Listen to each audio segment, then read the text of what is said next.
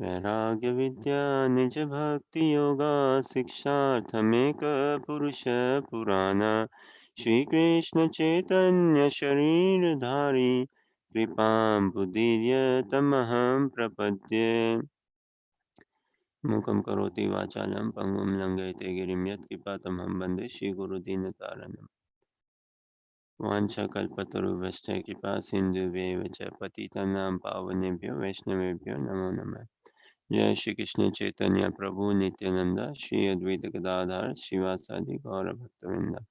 Hare Krishna Krishna Krishna Hare Hare Hare Ram Ram Ram Hare Hare. So thank you everyone for joining us in the study of Srimad Bhagavad Gita. We'll continue our study today from 15th chapter and text 18 onwards. Before we begin, allow me to ask a question. Who is Prabhupada's constant companion?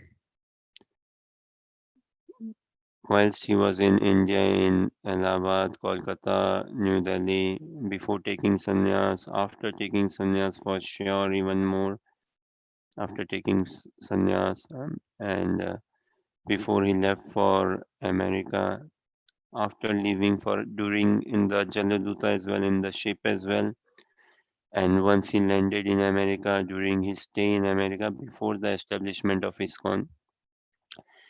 After the establishment of ISKCON, upon his return from America to India and his whole travel around the globe 14 times in 12 years, who is Prabhupada's constant?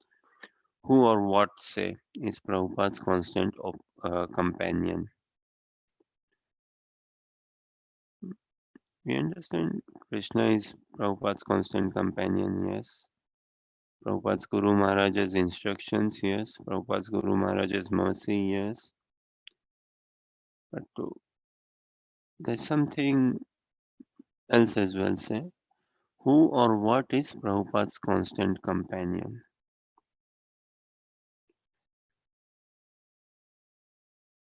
Could it be Prabhupada's bead bag? No. Many a times we see Prabhupada without a bead bag. Could it be Prabhupada's sannyas danda? No. Many times we see Prabhupada without sannyas danda. Hmm? Could it be Bhagavad Gita book? No, many times we don't see Prabhupada with a book in his hand. What do what do you think? Any thoughts?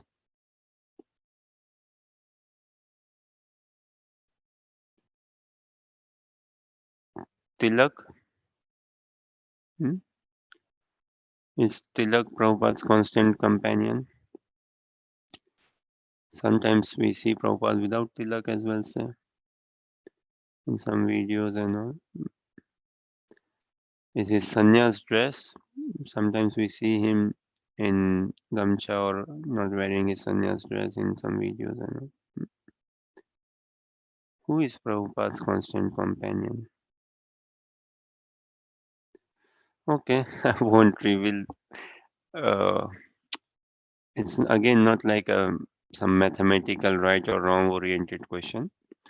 Just to help me build up my thought, help me understand more the mood of Prabhupada, the mood of all our acharyas, the mood of Krishna conscious practice. Hmm. And what is Prabhupada's constant companion? We should pray to be our constant companion as well. We should definitely pray by the blessings of Guru Maharaj, by the blessing of Vaishnavas, Prabhupada, Acharyas. We also want that to be our constant companion. We follow Guru Parampara, right? So what our Guru Devs have been doing, if we want to be doing the same thing in that same Parampara, with the same mood. Now, to come under parampara is a great thing. Come under the mood of that parampara. Uh, Pray to take on that mood of the parampara. Let's see. So think who or what is Prabhupada's constant companion. And without this, we cannot advance in bhakti. I've given lots of clues, by the way. Okay, so we continue Bhagavad Gita, chapter 15, text 18 onwards.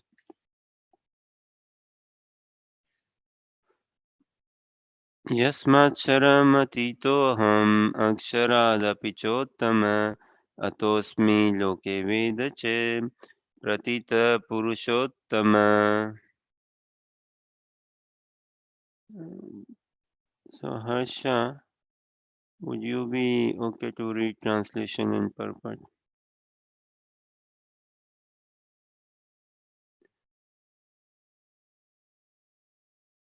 Okay, until Harsha is getting ready, Deepti ji, are you saying something?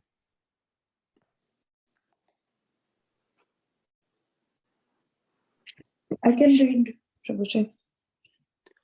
Okay, you read then. And were you saying something? Who is Prabhupada's Oh, constant it is companion? yeah, faith in Krishna. Yeah, faith is Krishna. Faith in Krishna is Prabhupada's constant companion. Yes, Krishna is Prabhupada's constant companion. Faith in Krishna, faith in the philosophy of Krishna consciousness. Yes, that is there. We also need that faith. We also need that conviction. But there's something else. There's something else. See. Okay. Translation purport.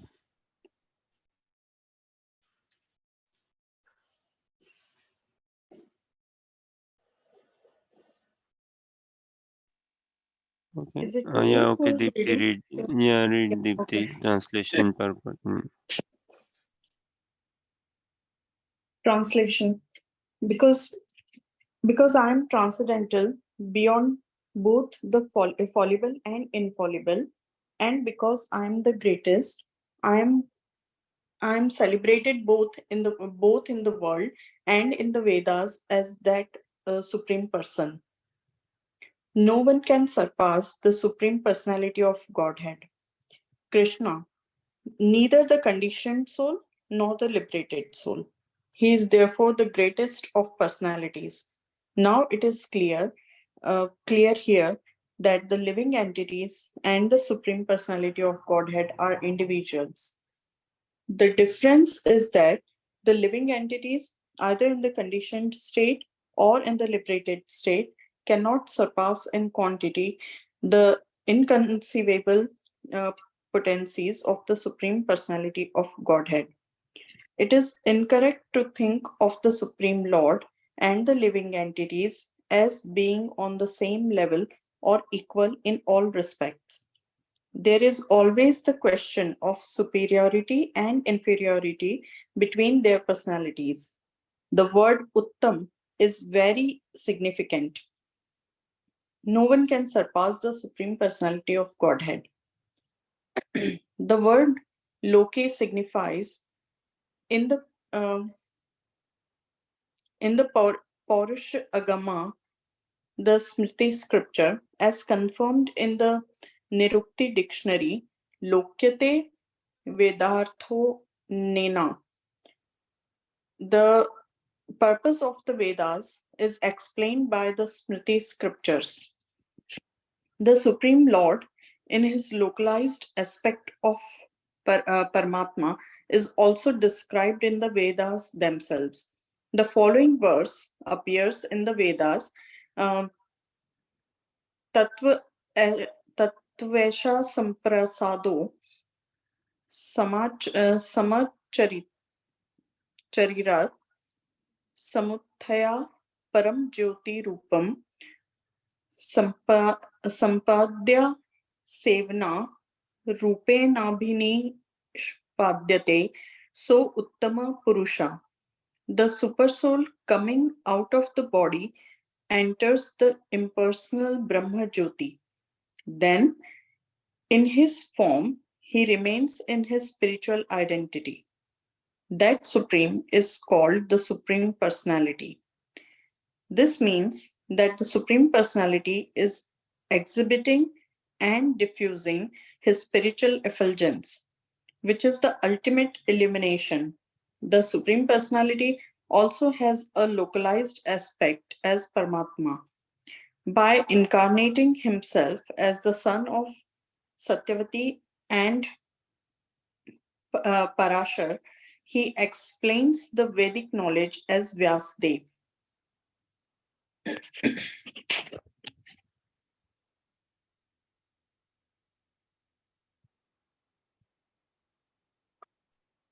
Translation पढ़िए Deepti.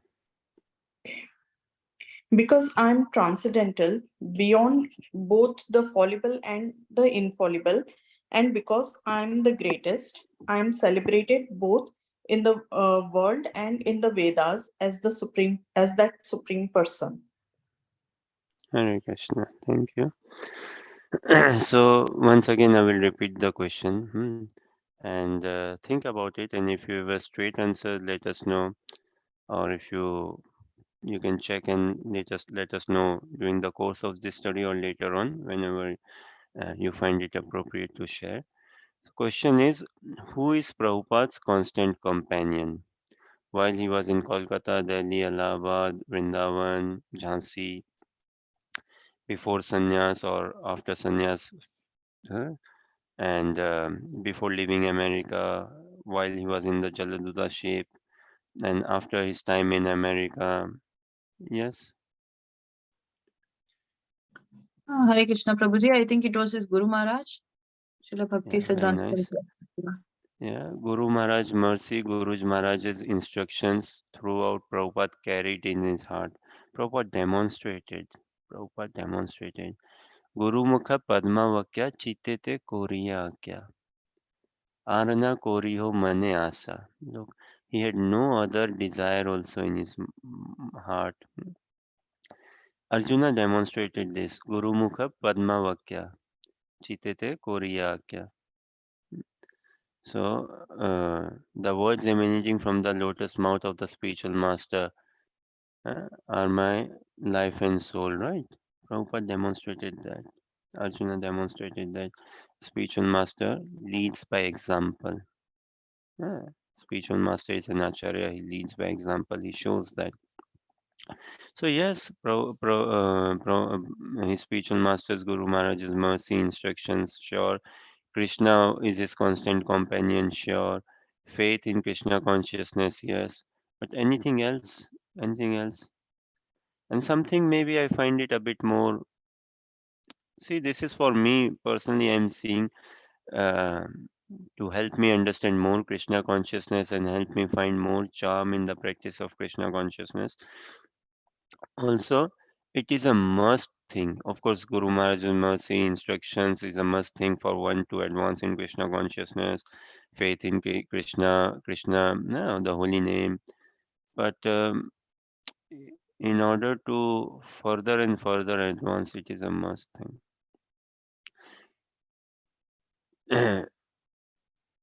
And to give some little bit more on this, Prabhupada say Tilak. Tilak we don't see as a constant companion of Prabhupada.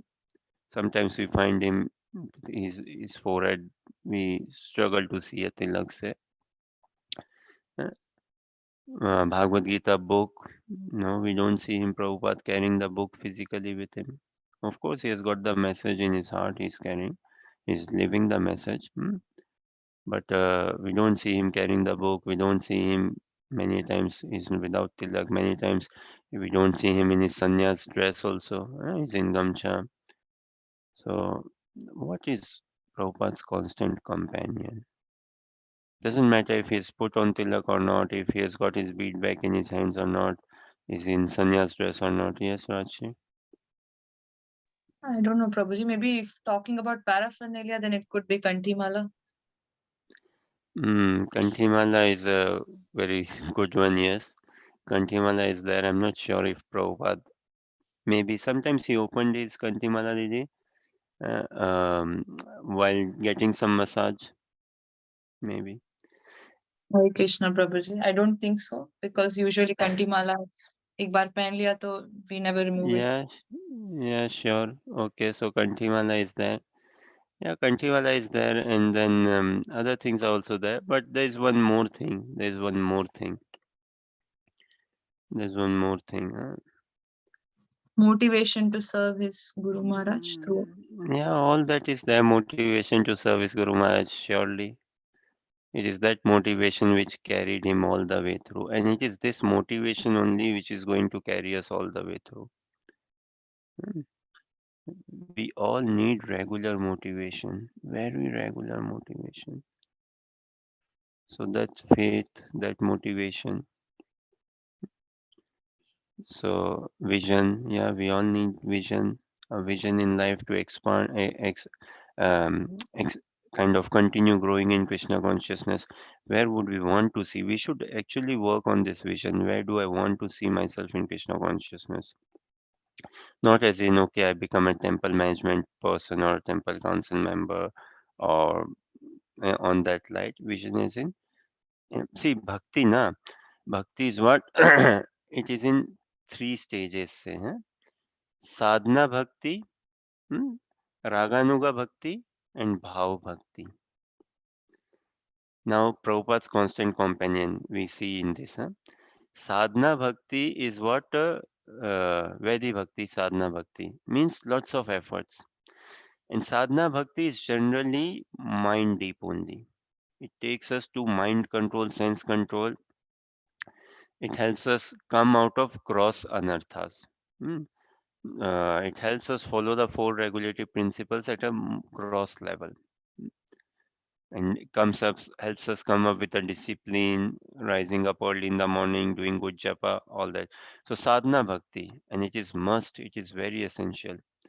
Vedi bhakti, sadhana bhakti, very essential. Then that is sadhana bhakti is like apakva avastha. Apakva avastha means not fully fructified, same, raw, like mango, na? Mango, what? Keri, keri bolte na? Or this, when the mango is very raw, Yes, keri, and Prabhuji. then there's another mango which is okay, ripened mango. This is ripe mango. And another stage of mango is what? Fully ripened mango. Fully ripened mango. So likewise, bhakti, different stages. It is the same bhakti. In sadhana bhakti also one does japa. In raganuga bhakti then. In Vedi bhakti, sadhana bhakti, one does japa. In raganuga bhakti also one does japa. But bhav is altogether different. Bhav is altogether different. Huh? So raganuga bhakti is paripakva avastha. Pakka, proper pakka avastha now. Pakka situation.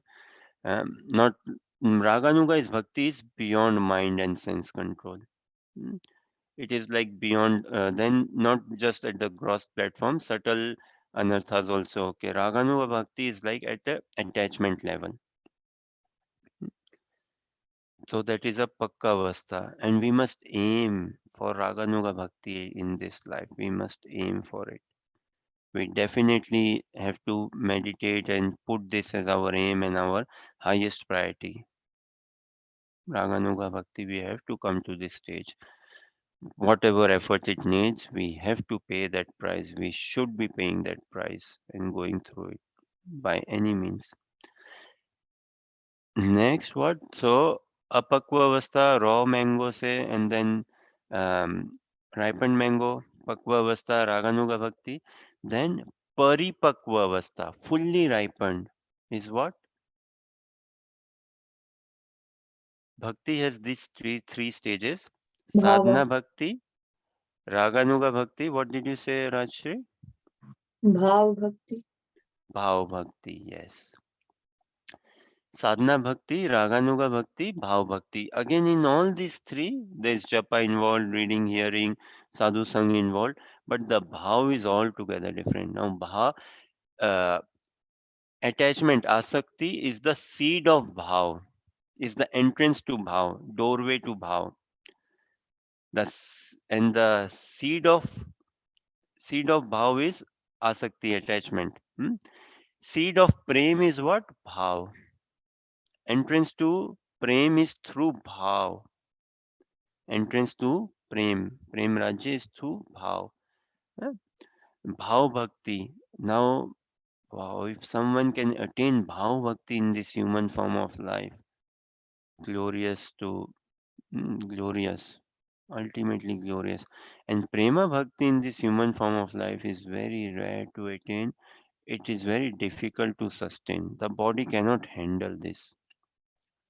The body cannot handle this. Very difficult. So, but in some glimpse, in some short glimpse, one can, while doing japa, concentrated japa with bhav and above bhav, jet japa. So these are stages of bhakti, and we should be making all efforts to come over these stages of bhakti. And this is the kindness of Krishna in this shloka, what Krishna is saying. Na? Such a kindness of Krishna. Bhagavad Gita is what? An introduction or a revelation or identification of Krishna, Krishna himself telling us who he is. And Krishna is the most simple personality, most non-political personality. He's not having any puffed up, na? Like one might get a bit puffed up. Oh, I'm now in a class giver. I know even Chandogya Upanishad one may be a bit puffed up. Oh, I know Chandogya Upanishad 8.6.12 whatnot. Huh? I've read it. I know that shloka as well. Huh? One might get puffed up, right? Now I'm in management as well. I lead programs. I take some managerial, all such things. So no, Krishna is not doing this with any such motives and all. Krishna is simple for him. He doesn't need to prove again anything or anyone to anyone. And problem with me is like I want proof, I want some validation, I want feedback that yes, someone tell me that I am progressing, someone tell me that I am a good devotee and all. Uh, And this is not the nature of the soul proper. So it is Krishna's real blessing what he is telling us in this shloka, what he is opening us to. And this is what Shrutis also say, and the Mahajans they all agree. The Dwadash Mahajans, 12 Mahajans in Shrimad Bhagavatam, they all agree. Lord Shiva, Lord Brahma, they do not have any conflict. Lord Shiva, Lord Brahma, the demigods, Yamraj, in fact, even Yamraj, Prahlad Maharaj, Bhishma Pitama, Janak Maharaj, all in peaceful agreement, wholehearted agreement that Krishna is the supreme personality of Godhead. All are doing Krishna bhajan, all are leading us into Krishna bhajan, all are inspiring us into Krishna bhajan, all are wanting us to do Krishna bhajan. Blessing is there, blessing is there. Just like a dear devotee was once mentioning that Prabhupada's disciple once asked him, Prabhupada, I would like to write a book. Please kindly bless me that I can write a book. I want to write a book to propagate Krishna consciousness. So Prabhupada just with his hand gesture, okay, go. There's the blessing. Yes, you have the blessing and go. Now, to someone it may appeal, right? Okay, is that what like? I mean, one may think, oh, Prabhupada might have gone a bit grave and said him, yes, come here, bring me your head, and I pat on your head and I give you the blessing. Huh? Generally, that is understood, right? Blessing means, okay, someone bring here, come give me your hand, I give you. But just Prabhupada said, okay, go, yeah, take the blessing, everyone the blessing. Is there? So Guru Maharaj's blessing is there, na? Throughout. Where is the blessing not? It is there. At the time of initiation itself. Before the time of initiation is more checking each other, yes, and should be done.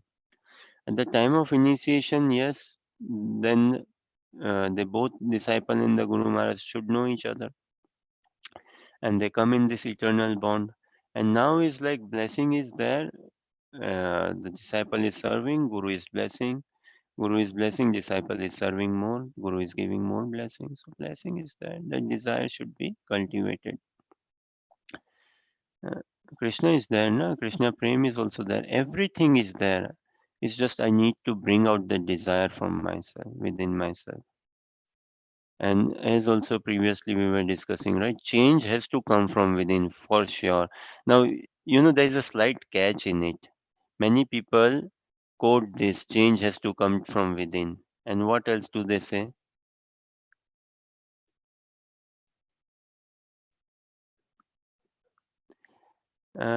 So Reynolds is here. He's saying that they say that they know the best. Not as such, no.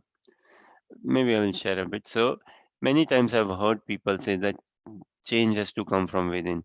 Or Prabhuji, no one can tell me what to do. If I have to do malana, I have to do from inside. That thing has to come from inside of me. If it doesn't come from inside of me, doesn't matter how much you tell, I'm not going to do mala. So let that change come from within. Change. No one can teach anything to anyone. Uh, no one can tell anyone what to do, what not to do. One day when this, so how is that change going to come on its own? I wonder. How is the change in heart going to come on its own one day? No. We wherever we go, we take instructions, Baba. We cannot live without Guru in life. We need Guru at every walk of our life, school, college, uni, crossing the street.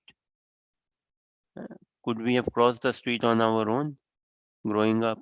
No. Parents, guardian, elderly, someone we need. Did we had that brain, okay, to work it out, look left, look right, look left again, and then cross? No. We all need help at every walk of our life. And then that thing is there, it comes into manifestation. So likewise, yes, real change has to come from within, but someone has to be there to activate that principle in us, to push us, to make us active. And that is the role of a spiritual master, that is the role of diksha guru, siksha guru. Yeah. And never imagine that, okay, diksha guru or siksha guru, they are going to do my japa for me. No. Some people in some sampradaya something, oh, all we need is to make a guru. Once we made a guru, then fine, then guru will sort everything out. We don't have to do anything as such. Wow. Why? Why will guru sort? Guru is someone who can inspire. Just there's this English saying, na, you can take a horse to a pond, but you cannot make the horse drink. That thing the horse has to do with himself only. Hmm. You can put prasadam on someone's plate, but the prasadam has to be honored by the devotee himself. Same. So likewise, japa bead bag can be given to someone, beads can be given. In initiation time, spiritual master gives beads bag as well, same. Yeah. And gives all instructions and guidance how to chant. But never expect that spiritual master is going to hold the hand and flip the tongue and make the disciple chant. No. So yeah, change has to come from within. And many people then can quote this, or change has to come from within, and they won't do anything then. Won't do anything. Why? Because I'm not feeling inspired from within. And you cannot ask me anything to do. No. Change has to come from within. But when it comes to going for business dealings, when it comes to going for some higher education, or when it comes to going from for some sense gratification oriented activity, then they don't, I don't think so if they wait for a change to come from within, should I go or not go? Naturally driven, na? And sometimes like so force ourselves, no, I should go for this job interview, should not go and all. And when it comes to practice of Krishna consciousness, our mind gives us unlimited excuses in the form of reasons. And when it comes to sense gratification activities, we give ourselves unlimited kind of reasons to engage in sense gratification, ignoring any excuses. So it is sheer kindness of Krishna that he is revealing himself to us via Bhagavad Gita. Bhagavad Gita is non different from Krishna, the message is non different from Krishna. So, another question actually, this is what we'll read in next verse. Actually, Krishna is going to say very sweet. What should happen a sadhaka when he comes to studying Bhagavad Gita, starts associating with devotees, say Japamala, or say studying Bhagavad Gita? What should happen? What should come about in a sadhaka's life after studying Bhagavad Gita or during the process of studying Bhagavad Gita?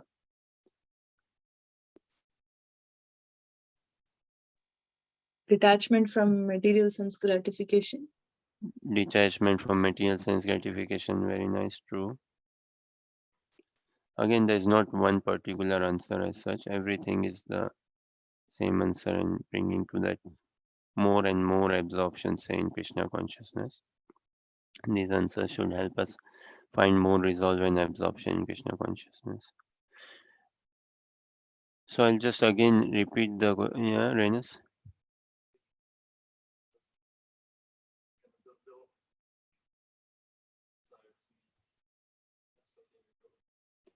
Develop desire to meet the devotees.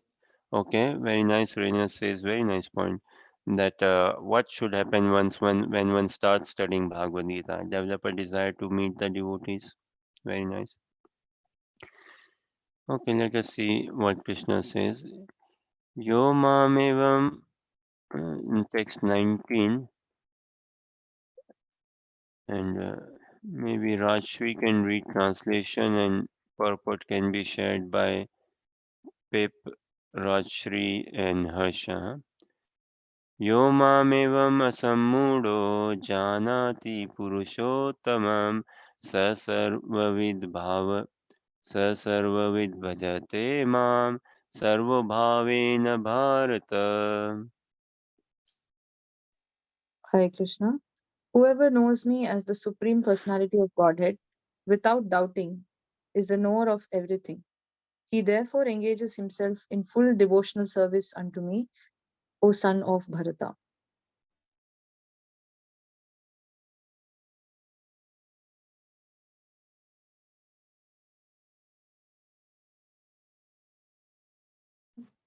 Should I read the first paragraph, Prabhuji?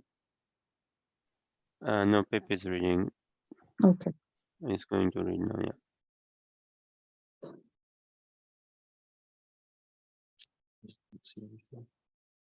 Okay.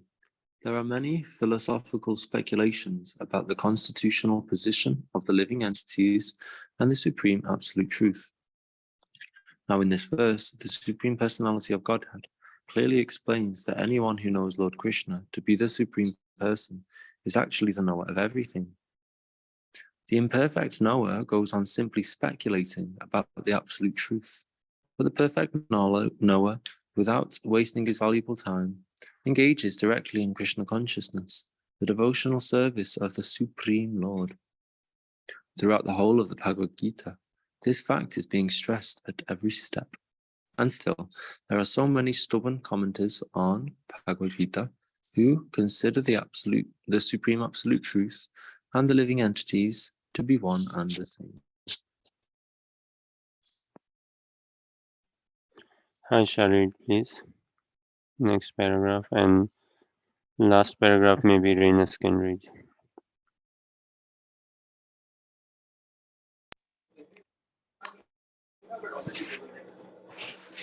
Vedic knowledge is called Shruti, learning by oral reception. One should actually receive the Vedic message from authorities like Krishna and his representatives. Hare Krishna distinguishes everything very nicely, and one should hear from this source. Simply to hear like the hawks is not sufficient. One must be able to understand from the authorities. It is not that one should simply speculate academically. One should submissively hear from Bhagavad Gita that these living entities are called subordinate to the Supreme Personality of Godhead. Anyone who is able to understand this according to the Supreme Personality of Godhead, Sri Krishna, knows the purpose of the Vedas. No one else knows the purpose of the Vedas.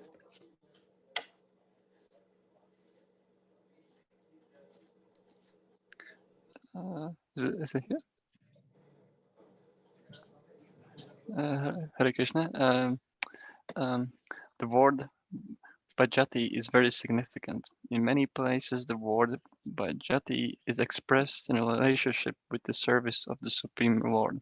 If a person is engaged in full Krishna consciousness in the devotional service of the Lord, it is to be understood that he has understood all the Vedic knowledge. In the Vaishnava Parampara, it is said that if one is engaged in the devotional service of Krishna, that there is no need for any other spiritual process for understanding the supreme absolute truth. He has already come to the point because he is engaged in the devotional service of the Lord.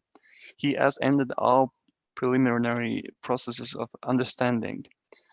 But if anyone, after speculating for hundreds of thousands of lives, does not come to the point that Krishna is the Supreme Personality of Godhead and that one has to surrender there, all his speculations for so many years and lives is a useless waste of time. Hare Krishna.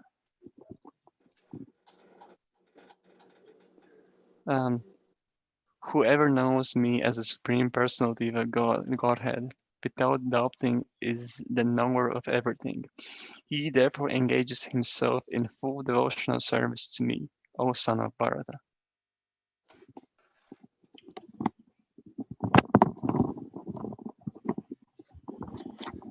Thank you, Renus. So the question still remains, this question, right? What should happen after reading Bhagavad Gita? During reading Bhagavad Gita or when one is reading Bhagavad Gita, what should be happening same? See, the simple thing is, after reading Bhagavad Gita, one should be becoming a devotee of Krishna. Na? One should be engaging in loving devotional service. So, translation says again, whoever knows me as the Supreme Personality of Godhead without doubting is the knower of everything. This is what should happen. Studying Bhagavad Gita, we should understand Krishna is the Supreme Personality of Godhead without doubt. And this is the knower of everything. He therefore engages himself in full devotional service to me. Studying, there are many, no? This is preaching Prabhupada. Actually, only Prabhupada has done preaching, say, or Gaudiya Vaishnavas preaching, and especially in the outside of India, na? This Bhagavad Dharma preaching, the message of Godhead, the transcendental message of Godhead, is all come by the love and devotion, the surrender, the care, and blood and sweat of say Srila Prabhupada in the Western world for sure, in India as well, and the Acharyas. And there are other sampradayas also in India, but I struggle to see sampradayas outside of India very actively preaching. So, what should happen when one studies Bhagavad Gita? Well, these are the basics, right? He should be understanding Krishna is the Supreme Personality of Godhead. Then he should be engaging in bhakti. He should be doing devotional service. He should be doing japa. As Raina says, he should be making friends with devotees. He should be associating with devotees. The most worldwide distributed Bhagavad Gita is which one? Bhagavad Gita as it is. Worldwide distributed. Wherever, check it out, school, college, uni, library, wherever we see a Bhagavad Gita, more than 90% will find Bhagavad Gita as it is. So many Russians, Ukrainians, devotees, India, Russia, Ukraine, distributing Bhagavad Gita. Bhagavad Gita as it is. So this is what should happen, studying Bhagavad Gita and going through the study, one should start doing japa, one should read, associate. And sometimes we find like a big thing with India and Prabhupada has huge expectations from Indian bodies. Prabhupada has huge expectations. Of course, like maybe if I may say a bit more expectations or yes, a closer expectations or huge expectations from Indian bodies, na, to take into this science of Krishna consciousness and propagate and preach, practice, propagate and preach. And many times it is observed in say Western world when they are approached by devotees, many Indians they would shy away taking Bhagavad Gita. Oh, Bhagavad Gita, yes, we know. Give us something else. Tell us something more. Tell us something different. Maybe. Yeah? So might shy away from taking Bhagavad Gita and might shy away from giving some Lakshmi also for the temple. But later on, many take into Krishna consciousness. Many have taken into Krishna consciousness of Indian origin outside of India. As they say na in Hindi, what? Ghar ki murgi dal barabar. Whilst living in India, many do not care studying Bhagavad Gita, and many living in India take ISKCON to be like a tourist temple, a temple for tourist attraction, sightseeing. Say. Hmm. And when in a foreign land, then miss the culture and all, and then see how devotees are practicing, living and all. So this is what studying Bhagavad Gita should bring a proper lifestyle change. Dhoti, kurta, tilak, kanthimala, japamala, daily reading, hearing, following principles, living a life of purpose. What sort of life is it where there is no purpose, no aim, destination? Of course, everyone has a purpose. One may say, yes, we have a purpose. What? To work till 40, 50. uh, And then what? Retire, 60, retire, buy a house, children, grandchildren, school, college, uni, get them married, all these things. And ultimately, what is the purpose? Oh, then I can rest in peace. Rest in peace where? We ourselves claim that, okay, yes, then I can rest in peace. I've done all the thing. Is it not sometimes we ourselves act as if we are the judge? We know what is the right thing to do. I have done all the right things. Yes, I have done my part, and I know I'm going to rest in peace.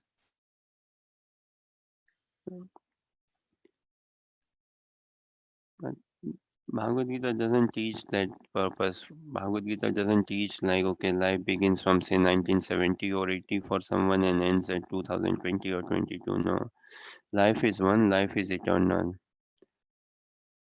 Take this as another question. When we attain Krishna consciousness, when we attain spiritual dham, it will be which life will it will be when I will be attaining spiritual dham, say when a sadhaka attains spiritual dham. Which life will be for him? It is the very same life only. Because Krishna does not see for Krishna, it is the very same. For Krishna sees the soul proper, na, not the body, say. So the body might have gone through, the soul might have changed so many unlimited bodies since eternity we are changing. But deep down it is the same soul, it is the same life, it is the same personality, it is the same person. So it is the same soul and the personality who is going to attain fully Godhead. And Bhagavad Gita is giving us this opportunity. The Sadhu Sangh is giving us this opportunity, and we should make the most of it. From our side, we should not at all shy away. Try to do a bit more than what we can do. Build it up gradually. Build it up gradually. Okay, any thoughts, questions, or comments?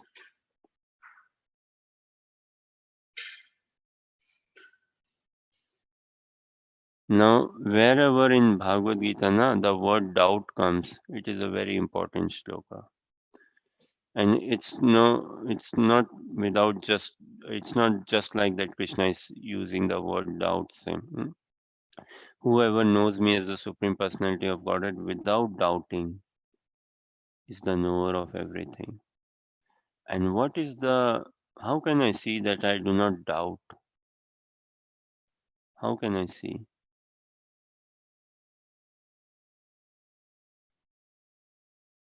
How can I see that I'm more and more convinced? When I become more and more convinced, I take more and more shelter of Krishna. I do more and more japa. I engage myself in preaching. I engage myself in book distribution and everything. Then Krishna will reveal himself more and more. Very clear message, right? This is what Krishna is expecting, what should happen studying Bhagavad Gita. Prabhupada is writing in the purport, right? That there are many philosophical speculations about the constitutional position of the living entities and the supreme absolute truth. The imperfect knower goes on simply speculating, but the perfect knower, without wasting his valuable time, engages directly in Krishna consciousness. So we should engage directly ourselves in bhakti. Yoga means what? See again, uh, so much of bridge preaching or this preaching, where yoga what? Yoga is connection, yoga is union. These are the general common understanding. Na? Yoga means connection, yoga means union and all. Yoga essentially means bhakti yoga only. Yoga is bhakti yoga only. Connection or union can be had only out of love, only by love. So yoga is bhakti yoga only. But because we are living in this mundane world, modes of material nature and all, we cannot do exclusive bhakti. So okay, fine. Gyan yoga, Ashtang yoga, Dhyan yoga, Sankhya yoga, Karma yoga. But none of these yogas is complete. There is no karma yoga until there is an element of bhakti in it. There is no Gyan yoga unless there is an element of bhakti in it. There is no karma yoga, Gyan, Ashtang, Dhyan yoga, Sankhya yoga unless there is an element of bhakti in it. And ultimate yoga is what? Bhakti. Ultimate yoga is what? Engagement in devotional service is what? Eh? Developing love for Krishna. Loving Krishna is engagement in devotional service. And Krishna is telling this straight, direct, clear. Whoever knows me as the Supreme Personality of Godhead without doubting is the knower of everything. He therefore engages himself in full devotional service to me. I mean, if I have any faith in Bhagavad Gita, then I should go reading cover to cover, na? And what should it? It should bring a change. What? Change in consciousness altogether. Lifestyle is a part of it. Lifestyle is not the end of it or the all of it. Lifestyle is just a part of it. Real change is change of heart, change in consciousness altogether. Falling in love with Krishna is what is required. One should straight away start chanting the holy names of Krishna, associate with devotees, and fall in love with Krishna.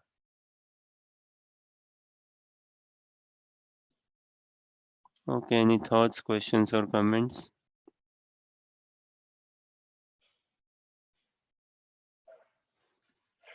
Okay, let us see the last shloka of this chapter. Iti guhyatamam shastram idamuktam maya naga etad buddhva buddhiman syat krita krityascha bharata. I shall read translation purport.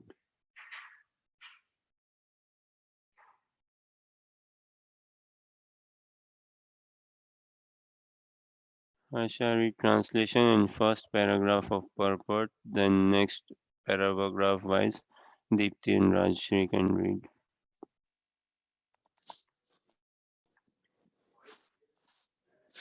This is the most Prabhuji, confidential part of the Vedic scriptures.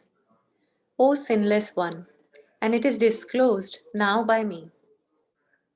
Whoever understands this will become wise, and his endeavors will know perfection. The Lord clearly explains here that this is the substance of all revealed scriptures. And one should understand this as it is given by the Supreme Personality of Godhead. Thus, one will become intelligent and perfect in transcendental knowledge. In other words, by understanding the philosophy of the Supreme Personality of Godhead and engaging in His transcendental service, everyone can become freed from all contaminations of the modes of material nature. Devotional service is a process of spiritual understanding. Wherever devotional service exists, the material contamination cannot coexist. Wherever devotional service exists, the material contamination cannot coexist. Devotional service to the Lord and the Lord Himself are one and the same because they are spiritual. Devotional service takes place within the internal energy of the Supreme Lord. The Lord is said to be the sun, and ignorance is called darkness. When the sun is present, there is no question of darkness. Therefore, whenever devotional service is present, under the proper guidance of a bona fide spiritual master, there is no question of ignorance.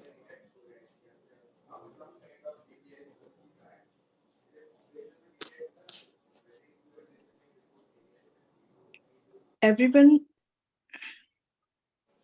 everyone must take to this consciousness of Krishna and engage in devotional service to become intelligent and purified. Unless one comes to this position of understanding Krishna and engage in devotional service, however intelligent he may be in the estimation of some common man, he is not perfectly intelligent. The word Anagha, by which Arjuna is addressed, is significant. Anagha, O sinless one, means that unless one is free from all sinful reactions, it is very difficult to understand Krishna. One has to become free from all contamination, all sinful activities. Then he can understand. But devotional service is so pure and potent that once one is engaged in devotional service, he automatically comes to the stage of sinlessness.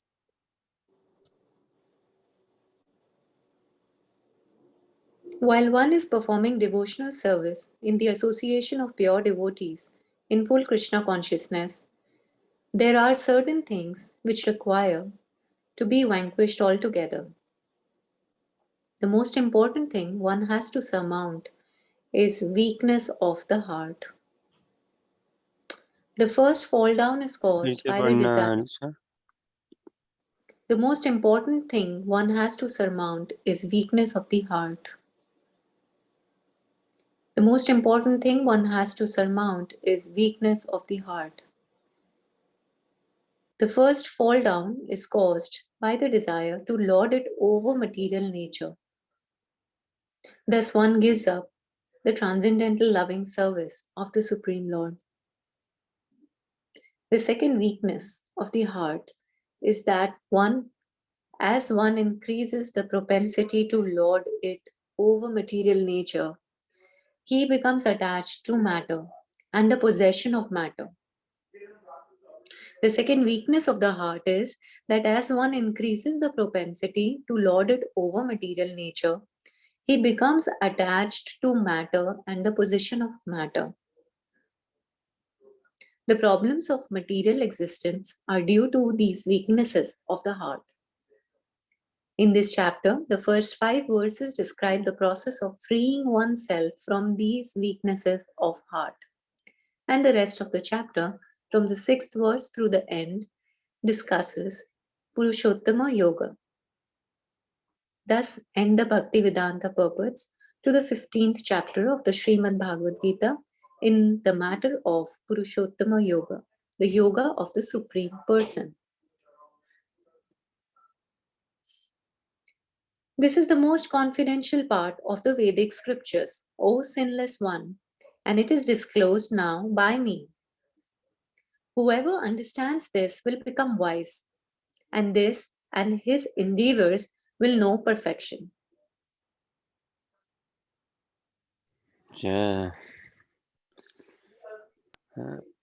Very revolutionary Prabhupada's purports, very clear, very to the point. See, many times we find in some of the Vedic literatures actually beating about the bush. Yeah. Krishna is nowhere beating about the bush. The sar, the essence of Mahabharata is what? Bhagavad Gita. Sar of Mahabharata, essence of Mahabharata is Bhagavad Gita. And Krishna is giving us the thing in Bhagavad Gita. No? Look his kindness, revealing himself, the glories of devotional service, association of a pure devotee, and furthermore. So in human form of life, we need the sar. The very soon we get the essence, the much better for us. And then that essence has to go deep and further deep. That vision has to be further and further and further opened up altogether.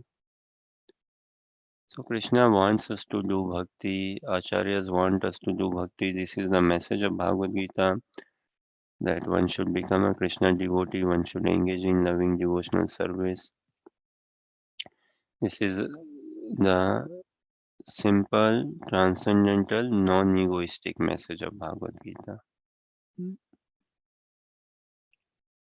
We should be engaging in loving devotional service. Love means what? Love means to please someone. That is love. And lust means what? To please myself. That is lust. And Bhagavad Gita is a journey from lust to love, to free myself from self-obsession to becoming fully Krishna obsessed. Krishna obsession meaning loving Krishna, caring for Krishna. Krishna doesn't need our care in the sense he is like Aptaram, Aptakam, but it is the nature of love. It is the nature of love, all by the arrangement of Yog Maya. Krishna forgets himself. Yog Maya makes Krishna forget that he is the Supreme Personality of Godhead. The Brajvasis also forget that Krishna is the Supreme Personality of Godhead. And Madhurya Bhavna is the highest bhav. So when Madhurya, the Aishwarya is covered up in Madhurya altogether. Sometimes even if it comes, so it distracts that Madhurya bhav. But then again, they revert back to the Madhurya bhav. And the Aishwarya is again covered up or becomes hidden. So the more we understand the dealings between Radha Krishna, the pastimes of Krishna, the Brajvasis, the more we should be becoming inclined to practicing Krishna consciousness. So love means to please someone. And by practicing Krishna consciousness, we are not doing a favor or anyone else now. On ourselves only, if at all. We are not doing a compassion on Vaishnavas, no. We are doing a compassion upon ourselves only. There are two things. One is seva, another is compassion, daya. Compassion is always done on, say, jivas. Mahaprabhu's teachings, na? Name ruchi, jive daya, Vaishnav seva. So service is always done of Vaishnavas. And daya, compassion is always done towards living entities. Vaishnavas are not living entities, no. Vaishnavas, we should be seeing Vaishnavas as associates of Krishna. Devotee association means what? Seeing devotees as the associate of Krishna. ध्यान रहेगा Deepti? Devotee association means what? Seeing devotees as the associate of Krishna.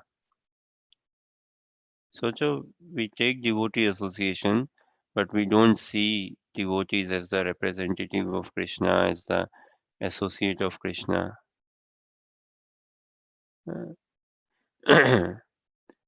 We practice sadhana bhakti very much for purification. We need lots and lots of purification. Sadhana bhakti is all about purification. And it is not like Raganuga bhakti, there is no purification. It's a different sort of purification. Bhava bhakti is a very, very, very different level of purification, different sort of purification. Prema bhakti, already purified and all. भगवत धाम में किसी को purification नहीं चाहिए. In spiritual world, no one is after purification or no one needs any purification. Filtering or purification needs in an impure realm, which is here. The realm which is completely pure, there is no need for any purification there. So for us, we need yoga, we need bhakti, we need process and all things. So much of counseling we need. In the Divya Dham, there is not such counseling needed at all.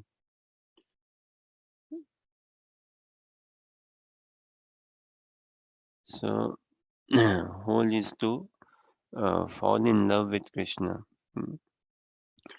And purification is very much required. And real purification is what? Glorification. Real purification is glorification. Glorification of Krishna is real purification. Higher than, say, glorification of Krishna is glorification of Krishna's devotees. Glorification of one spiritual master, glorification of Vaishnavas. That is real purification. And only a simple-hearted person can glorify, can see the good in others. he can glorify. One who is too self-centered, too puffed up, or already too full in himself or herself cannot glorify others. Hmm? And he would struggle very much to glorify others. And glorification, again, glorification is for Vaishnavas, not for living entities. That doesn't mean that we insult living entities, no. Amanina mandena kirtanya sadahari. Mahaprabhu's teachings, na, that we do not have any license to insult anyone or to think that I'm any better than others, no. But our real glorification is towards Vaishnavas. So, coming again to our question, what is Prabhupada's constant companion? What is Prabhupada's constant companion? Should I share what I am thinking?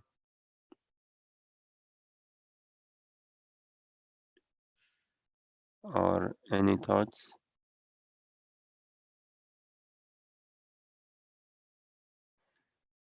Okay, then maybe, mm, guessing you're okay, I will share what I am thinking. Prabhupada's constant companion is his tears. Cry. There hasn't been a day when he did not cry.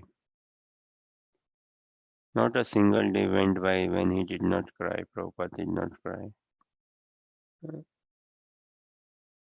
Look at the number of years Prabhupada uh, did bhakti and the number of tears Prabhupada had shed. And look, if one can check for ourselves. The number of years I have put into, I'm practicing Krishna consciousness. Again, it is not about the number of years though. The Krishna conscious practice is not about number of years, but say I can still check the number of years I am practicing Krishna consciousness and the number of tears that have come about. Any picture or see Prabhupada giving classes, tear is a constant companion, is there in his eyes. And when he was in Radha Damodar, na, like generally when one cries, okay, tear rolls from one's eyes, but Prabhupada's crying is like sprinkling of water, tears coming as injection या पिचकारी का होता है ना, coming like that from his eyes. And when he stayed in Radha Damodar Mandir temple, Radha Damodar temple, he was crying to Rupa Goswami that is Samadhi, he was crying to his spiritual master. What did what is our asset? Our real asset is cry for Krishna. That is our real asset. Crying for Krishna. Tears is Prabhupada's constant companion, and we pray that we also make tears our constant companion. And our tears should be coming what? At least we must cry, na, seeing how much Prabhupada has cried. That should make us cry. And that is a much higher cry. Seeing how one spiritual master, seeing in the advancement in bhakti is directly proportional to the light I see the divinity of my spiritual master. To that light, to that proportion, advancement in Krishna consciousness. So, seeing the bhakti of Vaishnavas, how dedicated, how surrendered they are overall, and of course, when spiritual masters, the most sacred relationship is the relationship of a devotee and his spiritual master. Most pure relationship. Tears were Prabhupada's constant companion. And if you want to progress in devotional service, yes, crying is the thing. Sadhana bhakti, difficult to cry. Raganuvaga bhakti, difficult to not cry. Bhav bhakti, in cry only. Prema bhakti, cry only. Cry, na? Physical cry, and also what? Bhav Bhakti, crying for Krishna. Hankering, crying for the darshan. And in order for us to come to that level, we have to understand the pastimes of Radha Krishna. We have to read those pastimes, what our acharyas have given. We have to understand what is bhakti, how bhakti is done.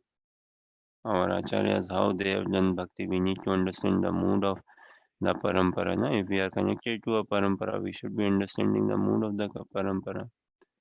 And we should be absorbing in ourselves in that mood. We should also have a personal role as such.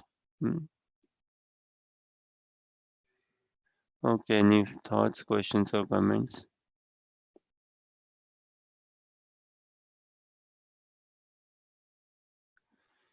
Okay, I think we then give it a rest there. We'll continue from 16th chapter tomorrow. And thank you very much for your kind patience and encouragement. Hare Krishna. Hare Krishna, Prabhuji.